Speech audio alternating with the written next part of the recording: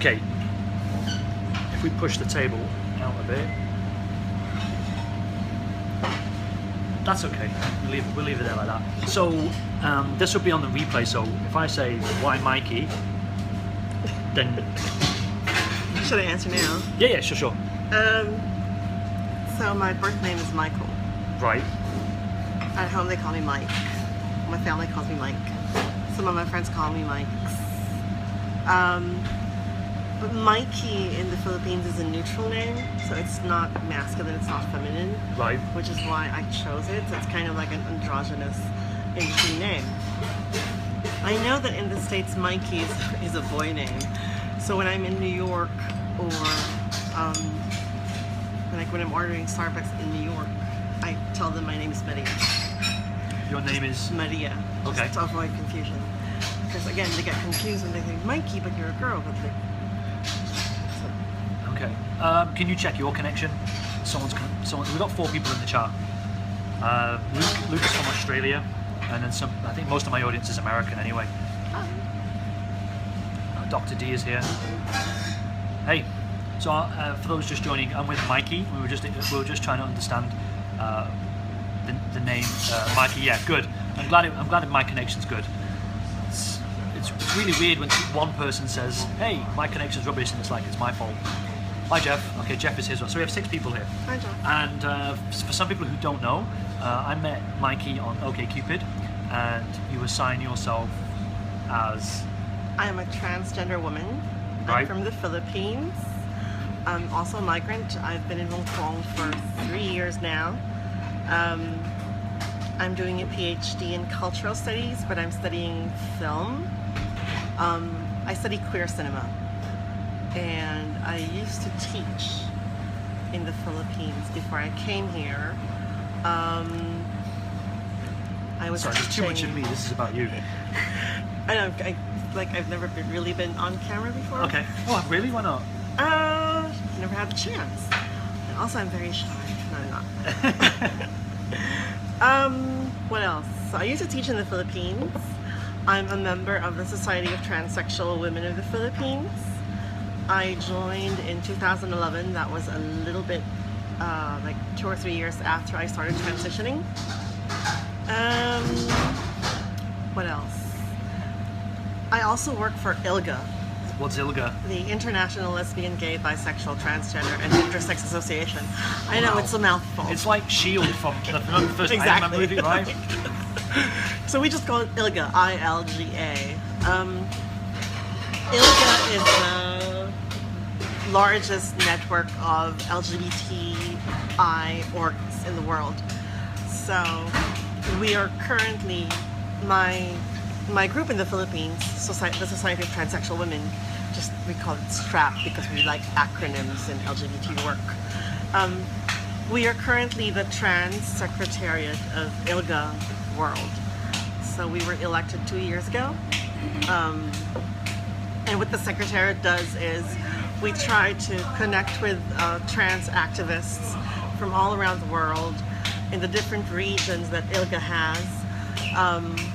Try to build the networks and try to focus on specific issues and concerns depending on the region. For example, in Asia, there's been a lot of calls against pathologization. The what? Pathologization. What's pathologization? I know. If you look at the International Classification of Diseases, right, and the Diagnostics and Statistics Manual of the American Psychiatric Association, they actually list transgenderism as a mental illness. Okay. So that's what pathologization is. It's basically saying that all trans people are not normal because they suffer from certain mental illnesses.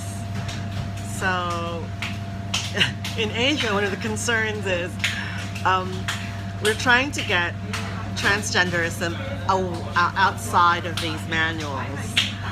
In Latin America, the concern is very different. In Latin America, the concern is a little bit more about survival because trans people get killed in Latin America all the time. Like, I think this year we have around 86 documented cases already, and it's only April. Well, it's May now. But yeah. So that's a good intro. I like that intro. It's very good, very informative. Just to give you an idea of what this slapping sound is. Look at this. There's a group of them making Chinese food, but they have to slap. Is everyone here? No one's typing anything. Can you just give me some feedback? I don't know what's going on. Periscope's been a bit weird today. People have come in and then they don't. Okay, we're just listening. Okay, it freaks me out when there's no interaction. Making mice balls. It looks like it. Or the beef patties or something. Very interesting. Acronyms for days. I know. And what do you do in Hong Kong specifically? In Hong Kong, I study film. So I'm a PhD student at Lingnan University. I'm the only openly transgender person there. Only? Yes. The only one, okay. Which is kind of weird. Like, so when I applied for the scholarship, I didn't tell them I was trans because I knew it would be like one of those things that people might consider not taking me. So I didn't tell them I was trans. When I got the scholarship, that's when I told them. So they originally assigned me to the male dormitory with a male roommate. Kinky. I know.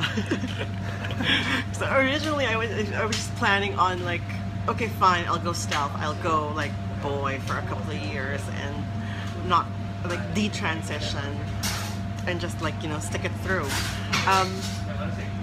But then on my first night, I used the bathroom and it was so gross. Yeah, men's toilets are really gross. And I haven't seen a urinal in ages. And there I was in the male dormitory, using the male bathroom, and it was kind of like freaking me out. So the next day, I went to my department and I told them, I'm transgender. Can we do something about the sleeping arrangements? Otherwise, I'll just go find an apartment outside of the university. But it was going to be expensive. So what they did was they kind of panicked because they can't like cancel my scholarship because then the university loses money. So yay, I was still in. They couldn't kick me out. What they did was they kind of called a meeting of the board, which is ridiculous for like something as tiny as transferring one student from one room to another. They had to call a board meeting, and they decided to offer me a couple of options for my living arrangements. One of which was that I would get a disabled room in one of the dormitories. But then I was like, oh, I'm not disabled. But the disabled room actually have... But it implies something as well. Exactly. But the disabled rooms have their own bathroom inside the room. You can also do shoulder press. Exactly. Build some muscle while I'm here. So at that time, they were still kind of confused as to where to put me. So yeah, we could give you a disabled room, but we're not sure if we should go into the girls' dormitory or the boys' dormitory. So I was like, put me in either one. So they were looking at the disabled rooms, and unfortunately at that time, all the disabled rooms were booked. So I was still basically homeless at this point. Then finally, a warden of one of the hostels offered his extra room. His wife is Filipina, and I think that helped. So the warden offered me an extra room that was supposed to be for his domestic helper, but he doesn't have a domestic helper, so I took the room.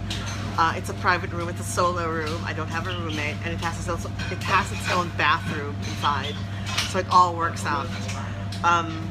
The only thing that was kind of weird was that I had to pay double the rent, because all the rooms in the dormitories, all the regular rooms are like twin sharing, so now I have to pay double. But then after they offered me the single room, which I have to pay twice as much for, they started offering single rooms to other postgrad students as well. So it's kind of like, this is a money-making scheme for us, maybe. So now they offer single rooms for all the postgrad students. Were they in a panic because? Yay, rain! No, it's just that guy with his You're gonna umbrella be here for hands. It's raining really badly here. So for those who saw me on Love in Action TV, this is the weather now. As soon as I go into this, that's the weather now, and I don't have an umbrella, so joy. But the situation for them, as far as now, I'm going to make mistakes here, okay? That's fine. Right, so you need to correct me. But as far as if I'm in their shoes, they're thinking, okay, here's a trans woman. She doesn't want to be with guys, but we can't put her with ladies because the ladies will see you as a guy. Exactly. Right, so there's no third space, and so that's why it's an ordeal to accommodate you. Right, but it's nice that they still like went through that ordeal to accommodate you. Yeah, definitely. I wasn't expecting them to be so accommodating, because I heard like Hong Kong culture is not very friendly. Like people are always busy. They stick to the rules as much as they can. Like if you order something in restaurants and you want like one ingredient out, they make such a big fuss out of it. So I wasn't expecting them to be so accommodating, but the university was actually quite nice. It's the smallest university in Hong Kong. Which one is it? Lingnan University. Never even heard of it. South Mountain. I think South Mountain. Don't know where South Mountain is. Neither do I, really. Okay. It's close to Shenzhen. It's close to Shenzhen Okay. Bay. It's the smallest university. It's like 2,500 students, and that's it. And the faculty, particularly the ones in my department, are really, really progressive. They're very left, very liberal, socialist, communist. So they're very, very progressive in the sense that they're very critical as well. So this is the only department in that university that does a lot of critical work. And we're branching out into areas of philosophy like Foucault and Guattari and all of these like French people. I can't deal with Foucault. I had to read it. I was reading Foucault last night. For photography. Him and the other guy, the French guy who died in a car crash, begins with a V. Baudrillard or Bourdieu? I don't know. Obviously, I One didn't of really those. pay attention. Is it Bertrand Russell? No. Bertrand Russell? Anyway. Roland Barthes? Well, no, I like him. He's not French though, is he? I'm not sure, Okay. but he was seeing Foucault, so imagine the sex. Okay, it'll come to me. I have a question. Some really basic questions. One, how far will you transition, and can you transition here in Hong Kong, or do you have to do it in the Philippines? Okay, here's the thing about transitioning. It is Roland Barthes, by the way. Okay. It is. Here's the thing about transitioning. A lot of cis people think that when you transition, there's like a starting point and an end point. I don't see it like that. Well, isn't that because of the word? Yeah, that's true. So who controls that word? Trans social movements. But here's the thing. I wear a lot of different hats. Like on the one hand, I'm an academic, and I'm very critical about terminologies and philosophies and ideologies behind those terminologies. But on the other hand, I'm kind of like an activist as well. So I actually work with the social movements and grassroots movements and community building and empowerment, etc., etc. So I'm kind of like in the middle of things. Like for a lot of social movements, for a lot of like non-academic trans people, transitioning basically means just shifting from one sex to the other. Once you've done all the surgeries, then you're done. Right. But as an academic, I kind of have to challenge that model and look at the idea of transitioning as a more identity-based, performative sense of build. Are you with me? Am I losing everyone? I'm processing it. So for me, transitioning is something that's never going to end, really. It happens probably when you die. So it's a mental state of mind rather than a physical change. Yes, it's Right, a mental okay. state of mind. I got this. It's how you manipulate your aspects of your body, aspects of your personality, aspects of your mind. Right. It's an ongoing process Yes. of creating and recreating the self. Well, in that sense, if we're going to use that word transition, everyone is transitioning because we always, Exactly. we're somebody who wants to become a better person. Exactly. Always going to reflect on things and try to build an identity. Exactly. Right. Exactly. I got this. But for a lot of trans people, transitioning is like, yep, that's what I'm trying to do. So, like for me, Yes. transitioning is all about not just switching over, but creating and recreating the self. So it's not a one-time thing. If you want to simplify everything and just talk about the sexes, then transitioning is basically moving from one sex to the other. Surgery, hormones. But I know it's more than that. But it's more than that. Yeah. Yeah. Part of transitioning actually is legal gender recognition, which we don't have in many parts of the world.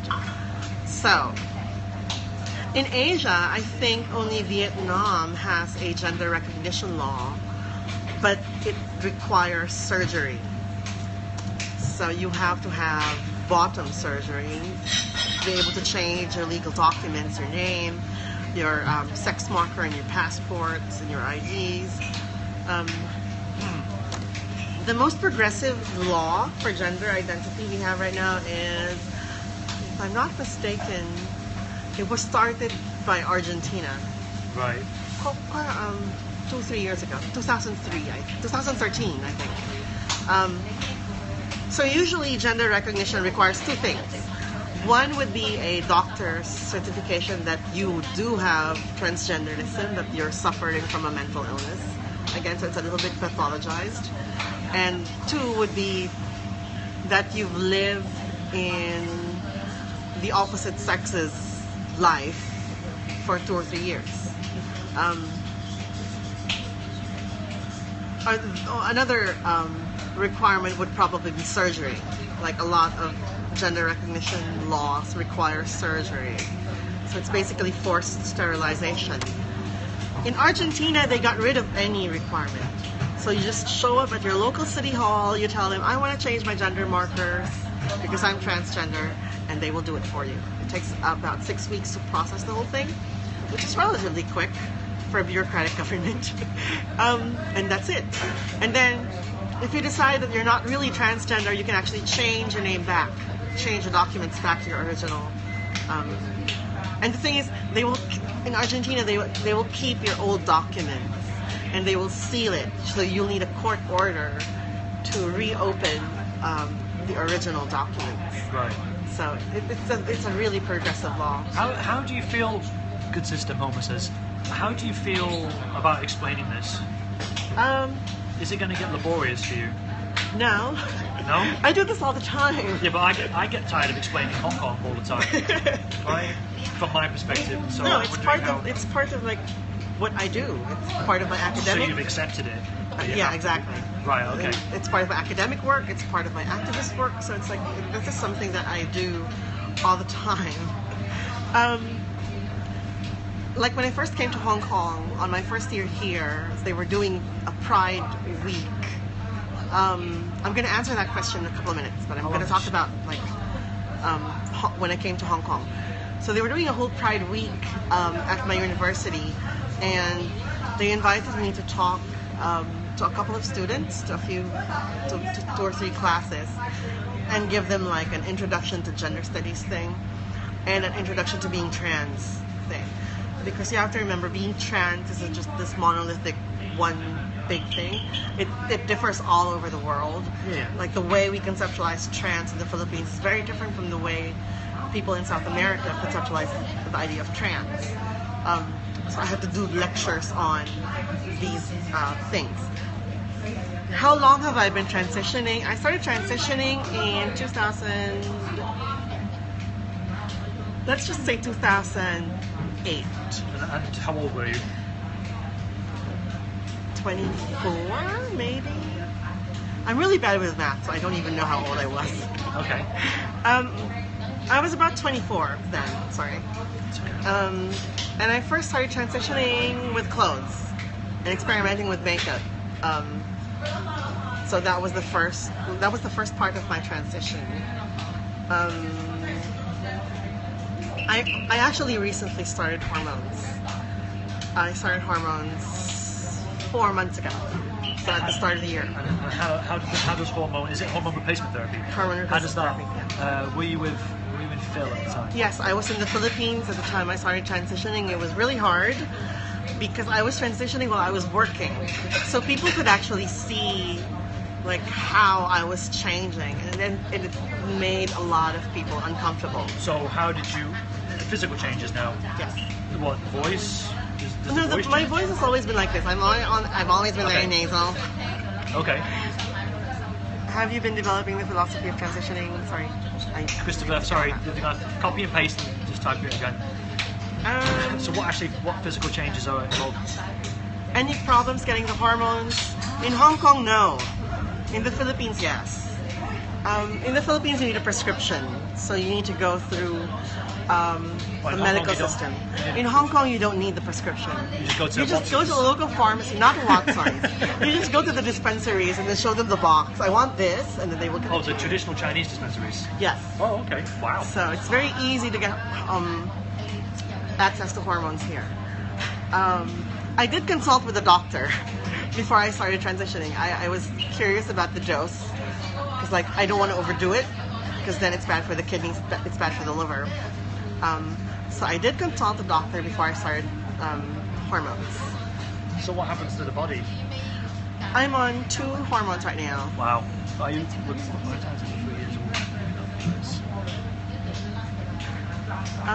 Okay. Lots So of many. questions. Those are really good questions. See, I told you I've got like the best. Which one do you remember? Christopher, copy and paste yours again. And Sorry. the second comment, take Nicole's first, the top one. Do you remember it? Is Hong Kong more trans-friendly than the Philippines? It's very different. Like in the Philippines, you get clocked a lot. You get like called out if you're trans. Like they can identify trans people very, very easily. In Hong Kong, nobody has ever really clocked me. Nobody has ever really like stopped me from using the female bathroom. And I think it's a function of culture. For one thing, Filipinos are very invasive. So like, you stare at someone in the street and they stare back and can you take note of that? Changes in perspective on transitioning. Thanks. So like in the Philippines, when you stare at someone and they stare back, they're like, you build a bond. In Hong Kong, nobody stares at you because they're too busy looking at their phones. So You know, yesterday I saw this photo in my head and I was like, I need to take this picture. I think certain countries have a long way to go when it comes to acceptance. And there was this woman on her phone, okay, behind her was a maid holding her baby, head down looking at the phone, and I wish like I was quick enough to take the picture and then like, this is what happens here. She doesn't even carry her own baby, Exactly. she's carrying her phone over her baby. Anyway, go on, sorry. So of course they're not going to notice. But really also, a lot of the Hong Kong Chinese people, they have a tendency of internalizing. Right, so you're going to have a 1 year requirement. So I think it also varies per state, federal system and all. But anyway, like a lot of Chinese people internalize their questions. They don't really ask questions. And I see this in class a lot too because I teach some classes. And they would never ask questions. Like if you ask them, do you have questions, no one will say anything. And then after class, they start coming to you and, can you answer this for me? And they start asking you questions. So nobody asks questions. It's like there's this very, very like face-saving culture where they don't want to appear stupid by asking questions, even though the questions are really valid. So they're not going to ask questions. They're not going to call you out. What was the other one? Changes in perspective since transitioning. Yes, lots of changes. Well, here's the thing about me. I studied gender. So when I was doing my master's degree, I studied gender. So I had access to, all these discourses of gender from philosophy, there's a bird. From philosophy, from the medical sciences, from psychiatry and psychology. So when I first started studying gender, I was in my early 20s, and I was thinking so when I learned about the word transgender, it was for me like something clicked. like, oh, this is finally a word that describes how I feel. But I've always been very feminine as a kid. I've always been, like, in the Philippines, we call it bakla. So, Call it what? bakla. B-A-K-L-A. Okay. Bakla. Bakla. Bakla. Yes. Like baklava, but without the va. Okay. Bakla. So I've always been very bakla. And then I learned about gender and what it is to transition, and I learned the word transgender, and it was like, oh, this is finally something that I can use to describe my experiences. Have your family been supportive? Yes and no. Like, I tried telling my mom that I was trans a few years ago, and she was like, no, you're just going through a phase. But then again, she saw me transitioning, and she saw my shoes, and she saw my makeup, and it was like, now she's a bit more at ease with it. Although I don't overdo it when I'm with her. Like, I don't wear this much makeup when I'm with my family. I just wear eyebrows because I don't have eyebrows, they're bald. But I don't wear makeup, I don't wear dresses when I'm with my family. I always wear pants. But like, jeggings. Is the makeup a necessity for you? Because for me, like, I'm not going to wear makeup, and so I'm always like thankful that I'm a guy. But I'm also dating somebody who doesn't wear makeup, and she doesn't wear makeup. And I just see it as like, I saw a great tweet today. It was like, it took me 45 minutes to look low maintenance, and I just thought to myself, why do women do this? And now as a man transitioning to a woman, it's like, okay, if I want to be a woman, I've got to put some makeup on. Do you see that as like necessary? Not really necessary. Okay. So I'm this is very personal. Like, so when I was growing up as a queer kid, I was always teased because of the way I look, because I'm short, I have curly hair, I have dark skin, I have no eyebrows. So I have indigenous blood in me, and in urban settings in the Philippines, in Manila especially, if you have indigenous blood in you, you're kind of seen as a lower ranked person. So I was kind of bullied as a child. What do you mean indigenous blood? My grandmother was part of an ethnic minority. So we come from a tribe, apparently. Okay. But again, I grew up in urban Manila where this was kind of a bad thing. Not a bad thing, but you know, you're not urban enough, or you don't look urban enough. So my relationship with makeup is because of that. Because I grew up thinking that I was not pretty enough, or thinking that I was not attractive enough. So I do this to try to compensate for that. But it also helps with the transitioning, I think. Although I hear that people are afraid of me because I draw my eyebrows really, really sharply. So I need to try to draw them softer. What else about my makeup? Well, I'm just thinking, I see it as a chore. It is a chore, but Right. it's something that Do you I think you need to do feel like I need to do it. Okay, on a I know I day-to-day need basis? to change that, probably. On a day-to-day basis, yes. I go to the supermarket looking like this. Right, okay. Okay. Okay. I'm 31. You see, for me, if I wanted to pretend, oh, what it would like to be a woman for one day, right? I just think, well, hopefully I picked the right day, because I don't want to pick that day when I'm on my period. Because to me as a guy, it's like, damn. But you don't have to think about that. No. So it upsets, but I just think to myself, well, I don't want that. If I was to be a woman, I don't want this bit, I don't want that bit, I don't want that bit. But Yeah, but that's the thing about seeing womanhood as merely a function of the body. It's not. It's a social construct. We agree what womanhood is as a society, and this is based on culture, this is based on laws, based on a lot of different things. And we agree what a woman should be. And to some extent, it's very limited. It's very limiting as well. Like, before I transitioned, I could feel the male privilege. I was a teacher. I was smarter than everyone in the classroom. So I had a lot of that male privilege. But as a woman now, one of my teachers actually said that one of the problems with me was that I talk so well that nobody asks me the difficult questions. So basically, she just called me a dumb blonde. I mean, not in that phrasing, but that's how it came across to me. Like, I'm pretty and I'm nice to look at and nice to listen to, therefore nobody takes me seriously. So like, I'm losing some of that, that privilege because I choose to be a woman. So. Well, you have male characteristics. Like a woman is typically going to be passive, especially in an Asian culture. Is that the same for the Philippines? No. The women aren't passive. Okay. No. But you should meet the women in my family. How has lacking certain body functions impacted your own understanding? My relationship with my body has always been very tense. So when I was growing up, I mean... What do you mean by that? I feel like... Christopher's gay, by the way, so he can use that word bummed, but I don't even mean by bummed because you're gay. Sorry. I feel like... You put yourself in that one. What was I going to say? I completely forgot.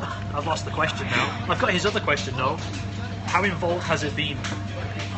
You said, he asked before, how involved has it been? How involved? What do you mean? With the transition. Who, my family? Yourself. How involved have I been with my I think transition? that's what he was saying. Oh, evolving. Copy and paste that other one again. I try to do things differently every now and then. Like, when I first started transitioning, I thought I would be one of those girls who never wore skirts because I wasn't comfortable with the way my legs looked. Or because my body is not like an hourglass. But then you have to accept that you're going to redefine what a woman looks like. Exactly. I've got another woman lined up, hopefully, for the show, and she's a bodybuilder. Oh, nice. Right. No, go on. Sorry. Not bomb. Haha. Like, I feel like I might still feel somehow incomplete without the biology. Okay. Oh, okay. Do I feel incomplete without the right part, so to speak?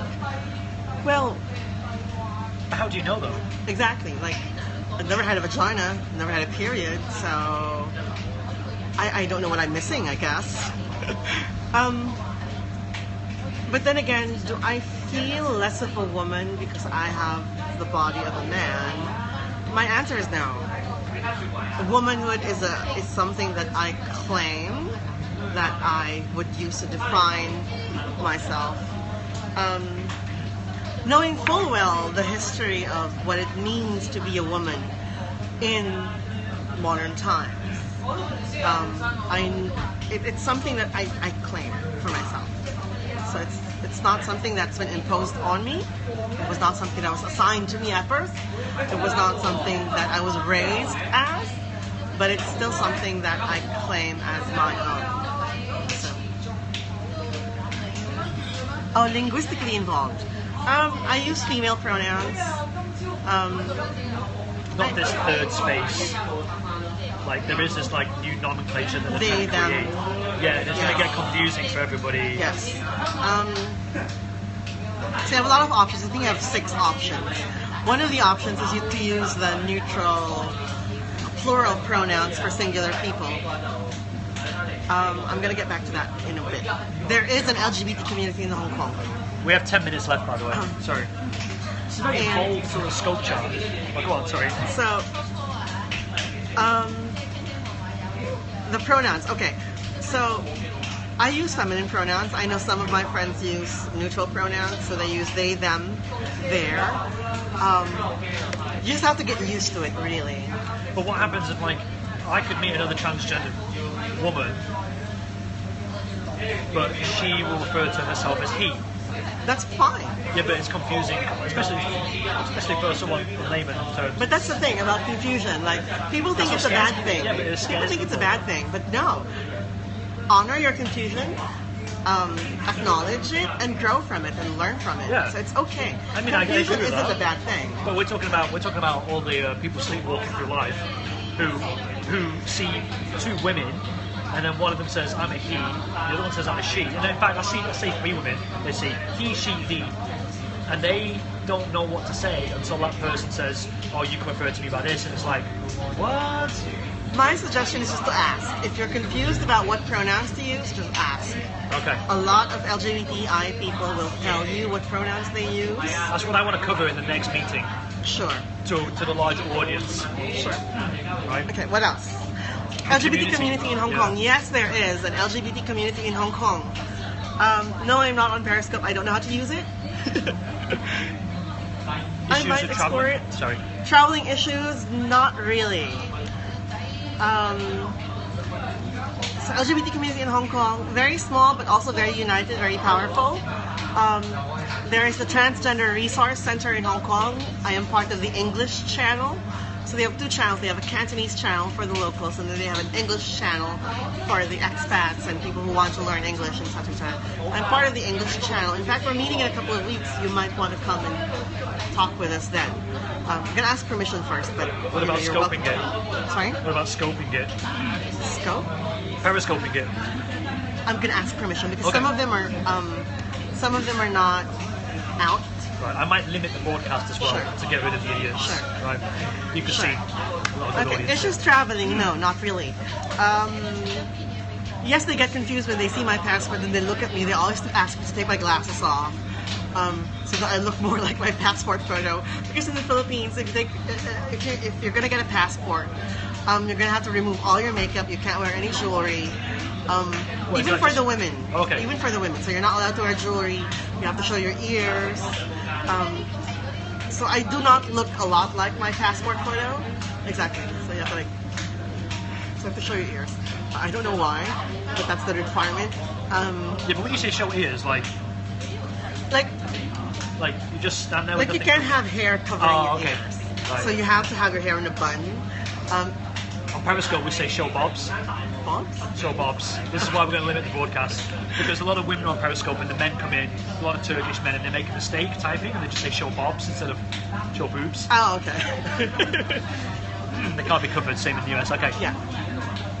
So I don't look like my passport photo. In Hong Kong, though, when I was applying for my Hong Kong ID, I thought they would make me remove my makeup, but they didn't.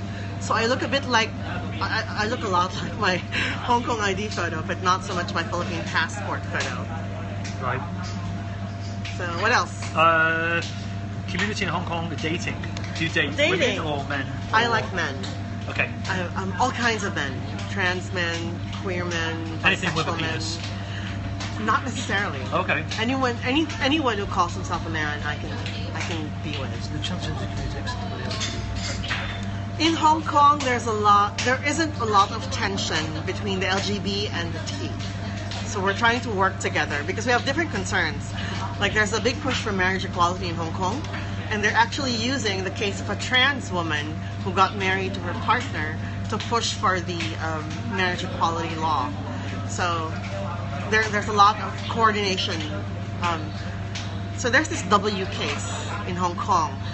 A local trans woman did the surgery and married her longtime partner, but then she wasn't able to change her birth markers, so legally she was not able to marry her partner. So they contested that in court, and she won. So she was able to marry her partner, and she was able to change her sex markers, her legal documents.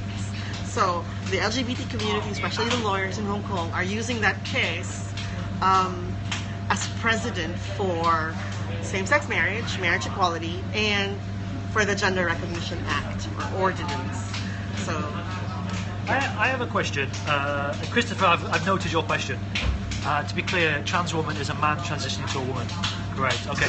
yes, You said you're interested in someone who calls themselves a man. What happens if there's a woman who identifies as being a man, but they have female genitalia? Would you still be interested Yes. in... Right. some of them are really cute. Some women transitioning into a man, you mean? Yes, But they have female genitalia. yes. Okay. Is it sort of similar to like being omnisexual? No, I'm attracted to the masculine. Oh, okay, that's attracted different then. to- Right. Attracted to masculinity. Yes, exactly. Right, okay. So that's a big turn off. So like even butch women I find kind of sexy. Right, okay, I get that bit. I've never had sex with someone with a vagina before. I do all the time. Good for you. That's amazing. This is where, Okay. yeah, exactly. Exactly. That's what I want to try and cover. These jokey questions. I want to put a human face on it, and we're Sure. very casual about it. Sure, like, I like men. I like masculinity. So Right. masculinity embodied in a woman, fine. It's a private scope, John. This is a pre-scope chat, and then we're going to do a scope chat next month. I want to do my research, do my homework, and then we'll do a public scope. Yeah. Any other questions? Oh, markers. So on Grindr, are you on Grindr? Yes. So I think Christopher's referenced something about 1 and 0 markers. Oh yeah, the tops and the bottoms. Yeah. I'm a bottom. Right. Okay. Um, But does that change at all as a transitioning woman? Sorry, is it transitioning man or woman? Sorry, what do I say? I'm a. Transitioning. Do I say I transitioning? just say trans woman. Trans woman. Okay, right. I don't know. It's kind of personal, but I don't mind. I've tried topping before, but it's not my thing. Right. So I prefer the bottoms. Okay. Um, Is there a different number for trans? I don't know, 3. Third sex. Well, you have heard that term before, like Third sex. Yeah, but mostly from the Scandinavian countries. Oh, really? Yeah, because I they hear it all the incorporate time neutral from pronouns. Southeast to children. Asia and South Asia. So the queer people are considered a third sex. But anyway, Plus, German has a third sex pronoun. Yeah, but it's not like actually for sex. It's weird, isn't it? Because girls can be put. The word girl is neutral gender, Okay. but woman is female gender. Okay. It makes no sense in German, but there is that allowance for a third gender, and something like Denmark are now incorporating third gender pronouns into the teaching curriculum for kindergartens. Oh, that's good. The thing about Grindr in Hong Kong is that I never get messages from anyone here in Hong Kong. Like, no one is interested in trans women on Grindr, at least. Is that because you're also Philippine? We were talking about racism before off camera. I don't put my race on. Yeah, but they can see. I only have the legs. Well, they are brown, but you know. Oh, okay. You only show your legs on Grindr. Yeah. What's with that? I don't want to show my face because I live in a university, so it's like I don't want people going around like, "Oh, you're on Grindr." Expertise. Are there enough surgeons? If you know how to find them and where to find them, yes. Thailand has a lot of really good surgeons. In the Philippines, we also have some good surgeons. Not with regard to bottom surgery, but with top surgery, they're good. And also, a lot of trans women do facial feminization surgery. Facial what? Facial feminization Okay. surgery. So what they do is like they shave off, well, I don't need it because I don't have a jaw, but they shave off the jaw and they shave off the forehead so that it becomes smaller. What do you mean shave? You mean like... They shave the bone. But then they got to get under the skin first. Yep, they basically peel off your face Oh, and then shave the bone. I am well, shaving your skull, yes. What was the important question? Sorry. It's a surgery, yeah. Wow.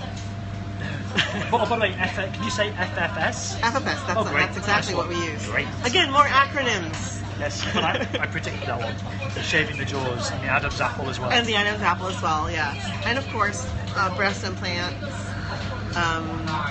You can use a forehead shaver. But Yeah, I need to smooth out my forehead wrinkles, but anyway. I usually wear bangs, but it's too hot, so I'm just like, huge forehead.